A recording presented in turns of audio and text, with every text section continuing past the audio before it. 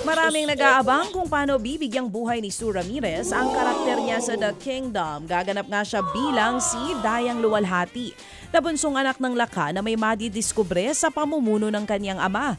Salungat sa hangarin ng kanyang mga kapatid, hindi niya inaasamang mataas sa posisyon sa kaharian ng kalayaan. Matutulungan ba niya sila kan makisig para maibalik ang dating sigla ng kaharian ng kalayaan? Abangan po ang magaling na aktres na si Sue Ramirez bilang si Dayang Luwalhati sa The Kingdom. Ito ang MMFF entry na handog ng MQuest Ventures, APT Entertainment at MZTV Productions. Sa December 25, bukas na po yan. Yan ang unahin natin mga kapatid sa mga sinehan. The Kingdom. Samantala, bumisita sa Tondo sa Manila sa unang pagkakataon si Bini Maloy. Sa kanyang Instagram, tinawag niyang life-changing ang pagtulong niya sa mga bata roon. Nagbago raw ang point of view niya sa lugar. Dagdag pa ni Maloy, kailangan daw ng mga bata roon ng tulong, pansin, pag-unawa at pagkalinga.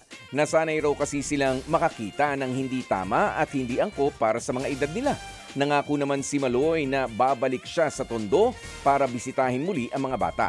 Ang mensahe niya, naniniwala siyang matutupad ng mga bata ang lahat ng pangarap nila. Para sa mga wala pang ganap ngayong New Year's Eve, may kaliwat ka ng concert sa iba't ibang bahagi po ng Metro Manila on December 31. Kasama po dyan ang Bini para sa The Grand Countdown to 2025 sa Newport World Resorts. Kasama ng Bini sina Bamboo, Angeline Quinto at Jed Madela. 3,000 pesos ang pinakamurang ticket habang 25,000 pesos naman ang Super VIP. Makiki-countdown din dito sa bansang K-pop girl group na ITZY. Ito libre mga kapatid, sa BGC po yan sa Taguig. Simula po alas 7 ng gabi. Sa Mall of Asia Seaside Boulevard naman magkakaroon ng performance ng P-Pop Kings na SB19.